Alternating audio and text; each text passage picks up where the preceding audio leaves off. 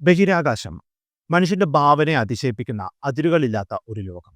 നക്ഷത്രങ്ങൾക്കിടയിലൂടെ സഞ്ചരിക്കുക, ഗ്രഹങ്ങളെ പര്യവേഷണം ചെയ്യുക, ശൂന്യതയിൽ ഒഴുകി നടക്കുക, ഇവയെല്ലാം മനുഷ്യന്റെ സ്വപ്നങ്ങളുടെ ഭാഗമാണ്. എന്നാൽ ഈ അത്ഭുതകരമായ യാത്രക്കിടയിൽ ഒരു ബഹിരാകാശ യാത്രികൻ മരിച്ചാൽ എന്ത് സംഭവിക്കും? ഈ ചോദ്യം ഒരു ശാസ്ത്രീയ കൗതുകം മാത്രമല്ല, മനുഷ്യന്റെ ജീവന്റെ ദുർബലതയും ബഹിരാകാശത്തിന്റെ കഠിനമായ യാഥാർത്ഥ്യവും ഒരുപോലെ വെളിപ്പെടുത്തുന്നു. ഭൂമിയിൽ നിന്ന് ലക്ഷക്കണക്കിന് കിലോമീറ്ററുകൾ അകലെ ഗുരുത്വാകർഷണമോ ഓക്സിജനോ ഇല്ലാത്ത ഒരു പരിസ്ഥിതിയിൽ മരണം എന്ത് രൂപത്തിൽ വരും? ശരീരം എന്താകും? ബഹിരാകാശത്ത് മരണത്തെ കൈകാര്യം ചെയ്യാൻ നമുക്ക് സാങ്കേതിക വിദ്യയോ പ്രോട്ടോക്കോളുകളോ ഉണ്ടോ? ഈ ചോദ്യങ്ങൾ മനുഷ്യന്റെ ബഹിരാകാശ യാത്രയുടെ അപകട സാധ്യതകളെക്കുറിച്ച് ചിന്തിക്കാൻ നമ്മെ പ്രേരിപ്പിക്കുന്നു. ചന്ദ്രനിൽ ആദ്യമായി കാലുകുത്തിയ നീൽ ആംസ്ട്രോങ്ങിന്റെ വിജയം മുതൽ ചലഞ്ചർ കൊളംബിയ ദുരന്തങ്ങൾ വരെ ബഹിരാകാശ യാത്രയിൽ മനുഷ്യന്റെ ജീവന്റെ വിലയെക്കുറിച്ച് നമുക്ക് ഓർമ്മപ്പെടുത്തലുകളുണ്ട്. മലയാളി പ്രേക്ഷകർക്ക് ശാസ്ത്രവും മനുഷ്യത്വവും കൂടിച്ചേർന്ന ഈ വിഷയം ബഹിരാകാശത്തിന്റെ അനന്തമായ സൗന്ദര്യവും അതിന്റെ ഭയാനകമായ വെല്ലുവിളികളും മനസ്സിലാക്കാൻ ഒരവസരമാണ്. ഈ വീഡിയോയിൽ ബഹിരാകാശത്ത് മരണം സംഭവിച്ചാൽ ശരീരത്തിന് എന്ത് സംഭവിക്കും, ശാസ്ത്രീയവും ധാർമ്മികവുമായ വെല്ലുവിളികൾ എന്തൊക്കെയാണ് എന്നിവ വിശദമായി പരിശോധിക്കാം. Welcome back.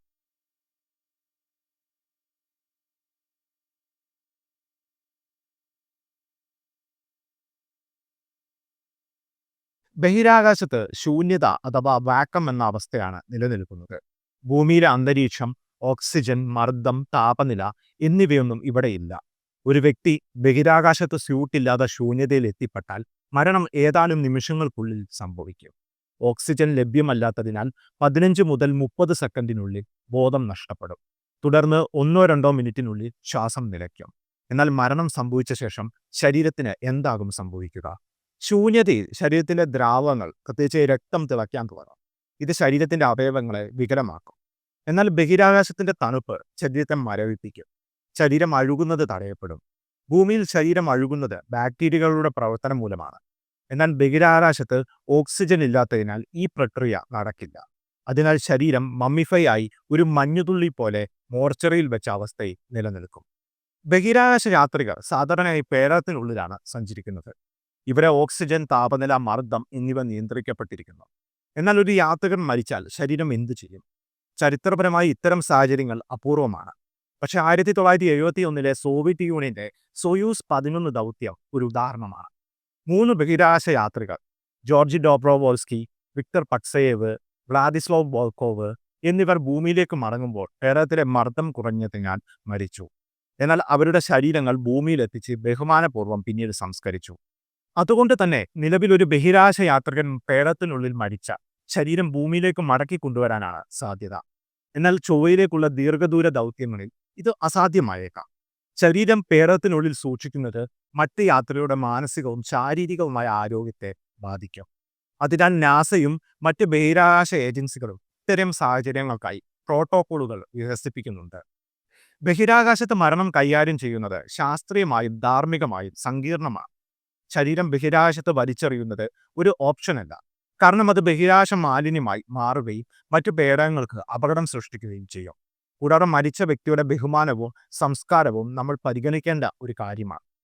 നാസയുടെ ബോഡി ബാഗ് എന്ന പദ്ധതി ഇതിനൊരു പരിഹാരം നിർദ്ദേശിച്ചിട്ടുണ്ട്. ശരീരം ഒരു പ്രത്യേക ബാഗിൽ സീൽ ചെയ്ത് ശീതീകരിച്ച് സൂക്ഷിക്കുകയാണ് ഈ രീതി. ദീർഘദൂര ദൗത്യങ്ങളിൽ ശരീരം ബഹിരാകാശത്ത് സംസ്കരിക്കാൻ ഒരു ചെറിയ ഉപകരണം ഉപയോഗിക്കാം. എന്നാൽ ഇത് ഇപ്പോഴും പരീക്ഷണ ഘട്ടത്തിലാണ്. 1986 ചലഞ്ചർ, 2003 കൊളംബിയ ദുരന്തങ്ങൾ ബഹിരാകാശ യാത്രയുടെ അപകട സാധ്യതകളെ നമ്മെ ഓർമ്മിപ്പിക്കുന്ന ഒന്നാണ്. ചലഞ്ചർ പേടകം ഉയർന്ന് 73 സെക്കൻഡിനുള്ളിൽ പൊട്ടിത്തെറിച്ചപ്പോൾ 7 യാത്രികരാണ് മരിച്ചത്. കൊളംബിയ ഭൂമിയിലേക്ക് മടങ്ങി വരുമ്പോൾ തകർന്നപ്പോഴും 7 പേർ മരിച്ചിരുന്നു. എന്നാൽ ഈ ദുരന്തങ്ങളിലും ശരീരങ്ങൾ ഭൂമിയിലേക്ക് തിരിച്ചെത്തി. എന്നാൽ ദീർഘദൂര ദൗത്യങ്ങളിൽ ഇത് അസാധ്യമാണ്. ചൊവ്വ ദൗത്യങ്ങൾ, ബഹിരാകാശ കോളനികൾ എന്നിവ യാഥാർത്ഥ്യമാകുന്ന ഈ കാലഘട്ടത്തിൽ മരണം കൈകാര്യം ചെയ്യാനുള്ള സാങ്കേതിക വിദ്യകൾ വികസിപ്പിക്കേണ്ടതുണ്ട്. ശരീരം ബയോഡിഗ്രേഡബിൾ ആയി പരിവർത്തനം ചെയ്യുക, അല്ലെങ്കിൽ ബഹിരാകാശത്ത് സംസ്കരണം നടത്തുക എന്നിവ ഇപ്പോഴും സ്പേസ് ഏജൻസികൾ പരിഗണിക്കുന്ന ഒരു കാര്യമാണ്.